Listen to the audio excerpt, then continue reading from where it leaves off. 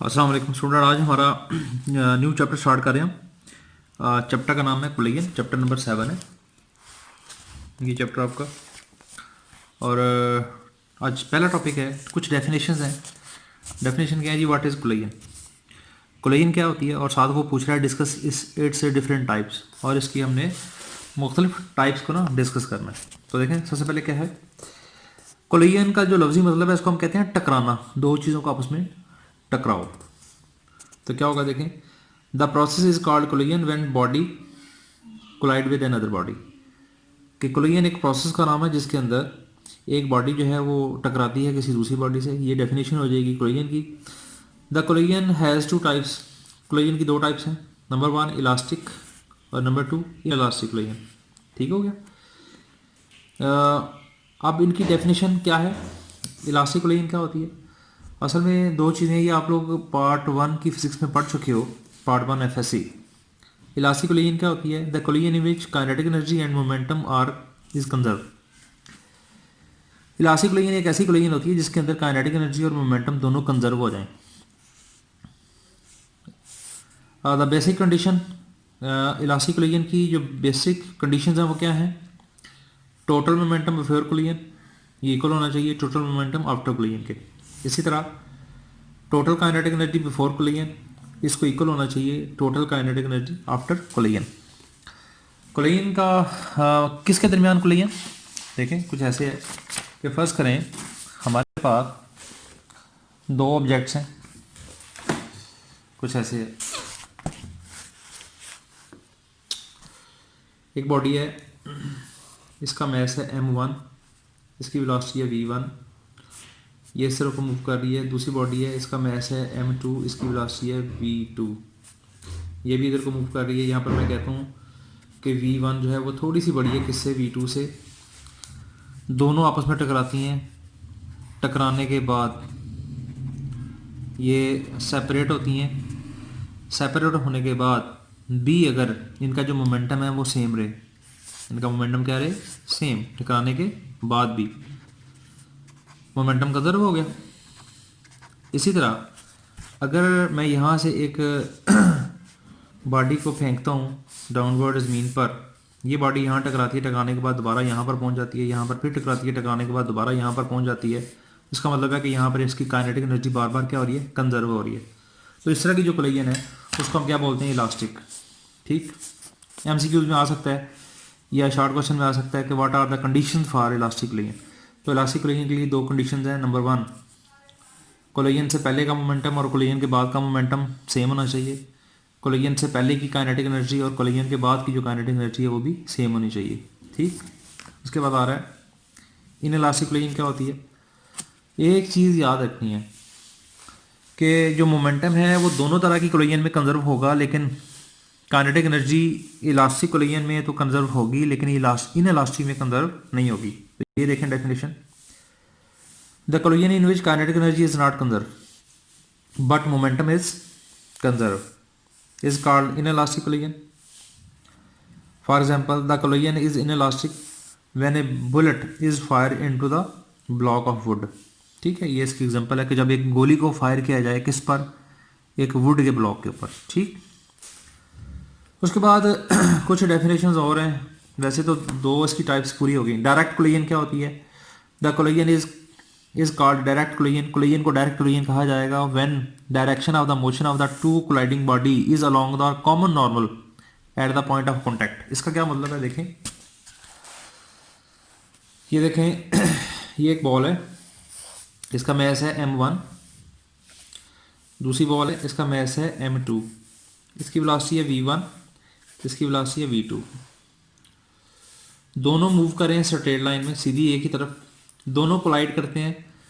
और कोलिजन करने के बाद ये देखें, दोनों की कोलिजन जब होती है, इसका मास m1 है, इसका मास क्या है? m2। इनका जो कॉमन नॉर्मल है, ए नॉर्मल, ये एक ही नॉर्मल दोनों का, ये नॉर्मल है, कॉमन नॉर्मल। अगर टकराने के बाद b ये एक ही कॉमन नॉर्मल की तरफ मूव करना शुरू कर दें तो इसका मतलब है कि इनकी जो कोलिजन है वो क्या है? डायरेक्ट। ठीक हो गया। उसके बाद आ रही है ओब्लिक कोलिजन। क्या होती है? The collision is called oblique collision when direction of the motion of the body और both body is not along the common normal. मतलब ये क्या होगा, देखें ओब्लिक कोलिजन क्या होगी कि फ़र्ज़ करो एक बॉडी है, इसका मैस m1 है, दूसरी बॉडी है, इसका मैस है m2, दोनों आपस में टकराती हैं। टकराने के बाद ये टकरा गई, टकराने के बाद एक बॉडी जो है वो इस तरफ को मूव कर जाती है, ठीक है, m1 वाली इधर को चली गई, m2 वाली जो है वो सीधी चली गई, या दोनों की डायरेक्शन चाहे चेंज हो जाए, तो इस तरह की जो कोलिजन है उसको हम क्या बोलते हैं, oblique collision.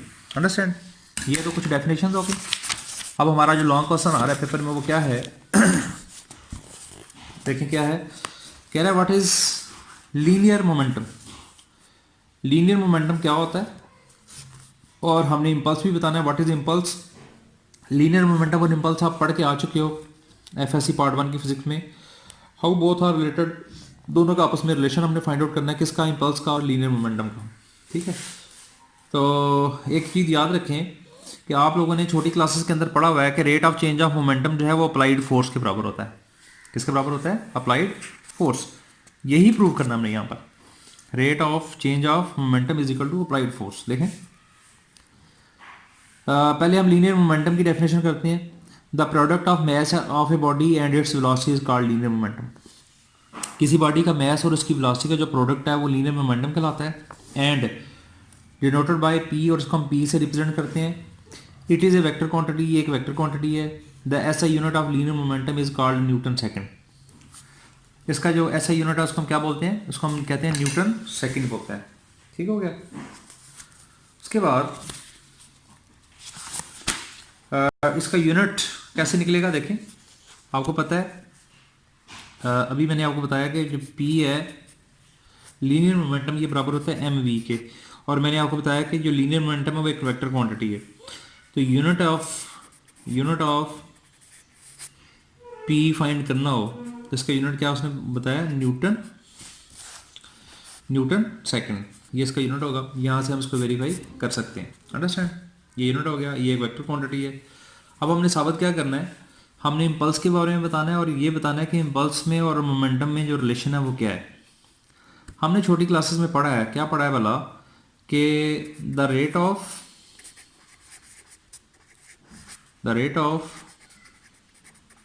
Change of momentum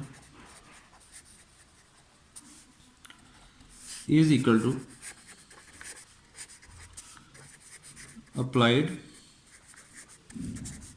force. Understand? ये प्रूव भी करना हो जब ने, ठीक। देखिए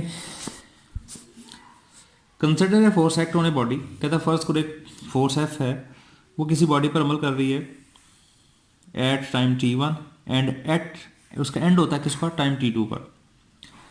तो जाहिर डेफिनेटली उसका मोमेंटम चेंज होगा। The momentum change by an amount D या delta P in time dt। The time rate of change of momentum is called applied force. ये देखिए, ये अभी मैंने आपको बताया, rate of change of momentum is equal to applied force. तो मैं इसको लिखूंगा F is equal to D P over D T. ये D P over D T जो है ये rate of change of momentum है। इसको हम क्या बोलते हैं, rate of change of momentum.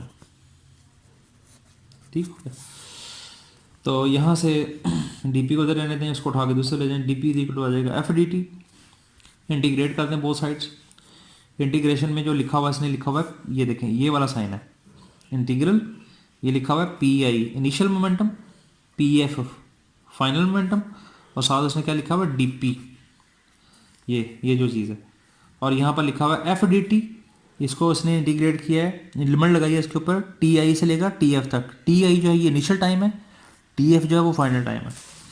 इसको इंटीग्रेट जब किया, लिमिट अप्लाई की, तो ये आपके पास आ गया P F minus P I, final momentum minus initial momentum is equal to integral T I to T F F D T. ये जो चीज़ है ना, ये वाली, इसको हम कहते हैं कि ये इम्पल्स है। ये क्या चीज़ है, इसको हम कहते हैं इम्पल्स। ठीक हो गया, ये इम्पल्स आ गई। तो यही कह रहा है यहाँ पर, ये देखें, the left hand side of the above equation is the change in momentum, the integral on the right hand side is called impulse and denoted by J, और इसको हम जे से रिप्रेजेंट करते हैं इम्पल्स को। तो फिर इसका मतलब है जो जे है ये बराबर होगा integral T I to T F F D T the. और अगर आपसे पूछा जाए कि व्हाट इज़ आर रिलेशन, इनके दरमियान रिलेशन क्या है, तो ये देखें ये जो चीज़ है ये लीनियर मोमेंटम है और ये इम्पल्स है। तो ये लीनियर मोमेंटम और इम्पल्स के दरमियान क्या है, रिलेशन है। अगर पेपर में आ जाता है कि डिफाइन इम्पल्स, इम्पल्स को डिफाइन करें और साथ ही वो कहता है कि ना what is are relation between linear momentum and impulse, तो ये रिलेशन है। ठीक हो गया। द इम्पल्स, इम्पल्स क्या होती है जी, अब इम्पल्स की definition, the impulse tell us, impulse बताती है how much force and how long a force act on a body, कि किसी बॉडी पर कितने टाइम में कितनी फोर्स लगी टू चेंज इट्स मोमेंटम, कि उसका मोमेंटम चेंज हो गया। Both momentum and impulse are vector quantity, impulse और जो मोमेंटम है दोनों वेक्टर क्वांटिटीज़ हैं, हैविंग सेम डायमेंशन, इनकी डायमेंशन भी सेम होती हैं और इनका जो यूनिट है वो भी सेम होता है। ये 3 एमसीक्यूज हैं। मोमेंटम और इम्पल्स दोनों वेक्टर क्वांटिटी, नंबर 1 दोनों की डायमेंशन सेम होती हैं। अगर इनकी डायमेंशन निकाली जाए तो वो सेम होती हैं, आप इनकी डायमेंशन निकाल सकते हैं और इनका जो यूनिट है वो भी क्या होता है, वो भी सेम होता है। तो ये था आज आपका लेक्चर। इंशाल्लाह अगले लेक्चर के लिए हम फिर हाज़िर होंगे। अल्लाह हाफिज़।